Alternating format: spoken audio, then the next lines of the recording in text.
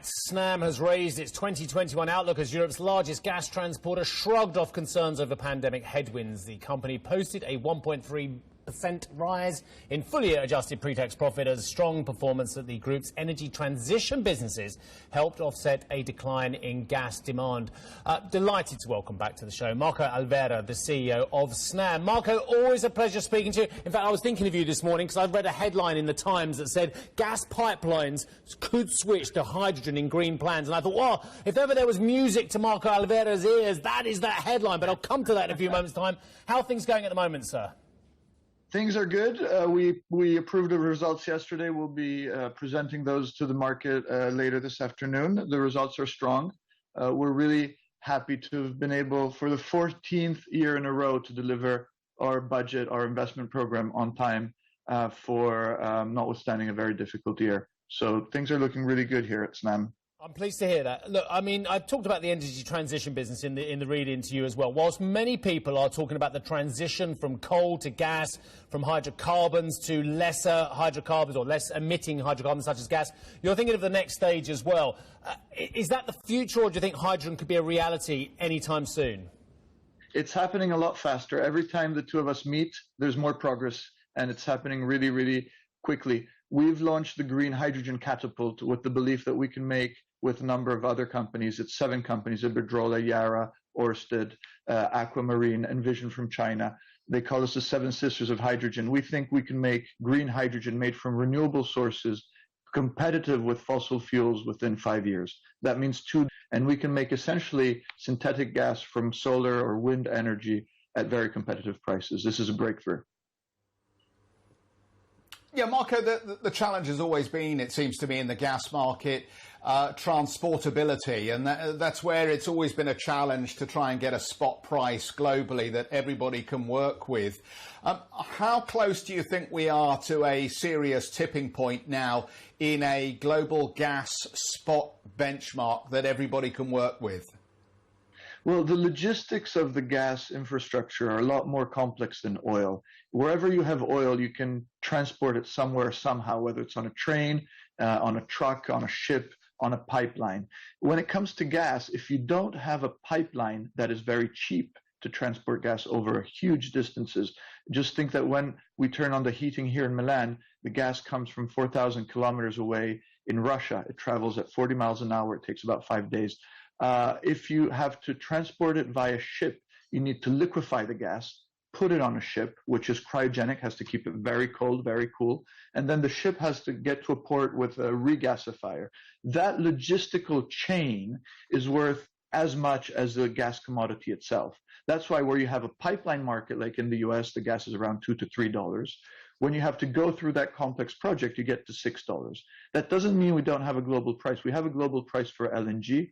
With Europe and Asia, let's say the LNG importing countries are all importing at around the same price. And then you have prices, of course, in Russia or where you produce gas, which are incredibly low for domestic reasons. And then you have the US, which is a market in its own. The challenge, though, is to accelerate that process, isn't it? Just tell us, what do you think will be the key markers this year when it comes to really ramping up demand? So demand has been incredibly resilient for gas because gas has been used for power and for heating. And as people were away from the offices, they were spending more time at home. So we've only seen, at least in Italy, a 2.5% drop. The gas demand is going to recover very strongly. We see China with a lot of strong demand. We see Europe, as Germany and other countries continue to phase out coal, and Germany will also phase out nuclear. We see in the medium term gas demand really picking up strongly. We see a big role for gas in transport.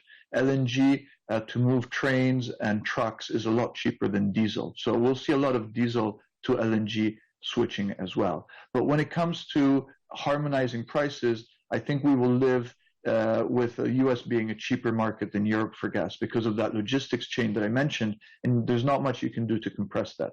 So the US is always going to be enjoying cheaper gas than Europe and Asia. I think demand in China will surprise us on the upside, and that will drive to prices.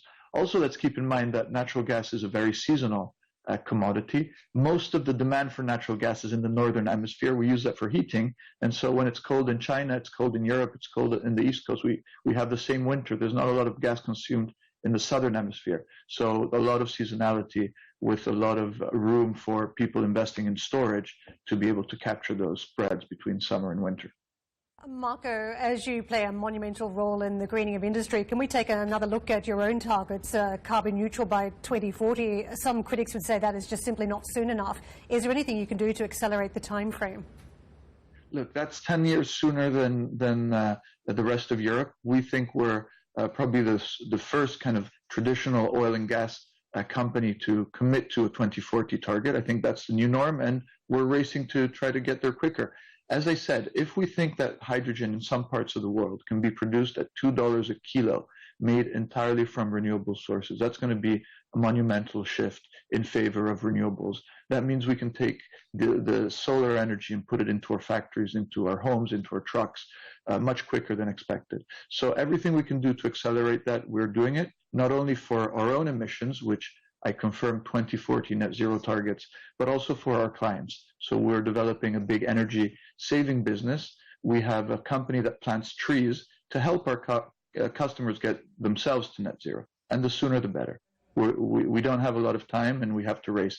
And let's always remember that a ton of CO2 saved today is worth almost 40 tons of CO2 saved in 40 years' time. So that's why the net present value of the saving is very, very Marco, it's all very well, the industry talking about planting trees, but you know as well as I do, there's a wide open, dirty secret in the industry, and that is methane leakage as well. It's an issue which I know you've addressed in the past as well, but I just think the industry talks a lot, but we still get it on a regular basis and such a huge greenhouse gas contribution coming from that methane leakage. Are we doing enough rather than talking about it? There's two types of methane leakage. There's the industry-induced methane leakage. That has to get to zero very quickly. There's no reason the industry should have any emissions, whether it's upstream, whether it's transport. We ourselves are getting to near zero. The good news is we now have satellites, and a lot of great companies, NGOs, are putting capital to really track and trace these commitments, and a lot of the oil and gas companies have finally agreed to commit to zero emissions in industry. Then there's another set of emissions which are linked to agriculture and to natural processes. The natural processes we can't do much about, but agriculture and fishing, trolling, for instance, releases a lot of methane emissions, and agriculture releases a lot of methane emissions. And there we really need to start looking at how we change also some of our habits, for instance, how much meat we consume, and I think that's another critical issue. But when it comes to industry, we have to get to zero methane emissions, because methane emissions are much more potent than CO2 emissions when it comes to global warming.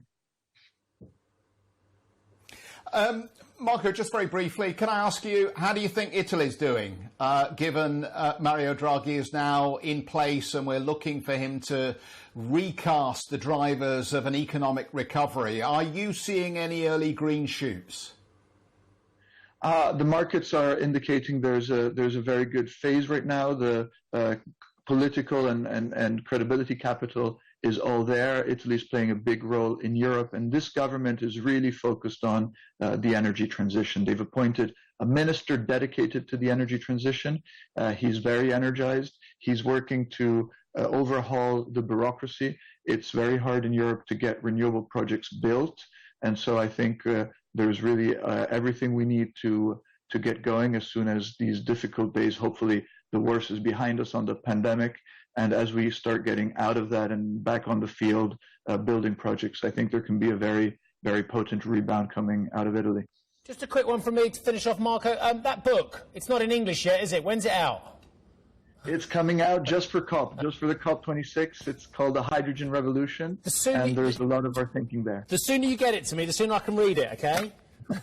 Okay, very good. Thanks. All right, Marco, thank you very much indeed. Yeah, 26th of August, I've seen it's coming. Basically, Marco's written a book about hydrogen. It's another interesting book I was looking to read. It's in Italian. You've got a gap in your lineup, haven't you? You just finished a book, so you're ready. Oh, mate, I'm reading constantly. It's just voracious at the moment. There's some good books out there. But, okay, thank you for that. Marco Alverà of Snam. Okay, Karen.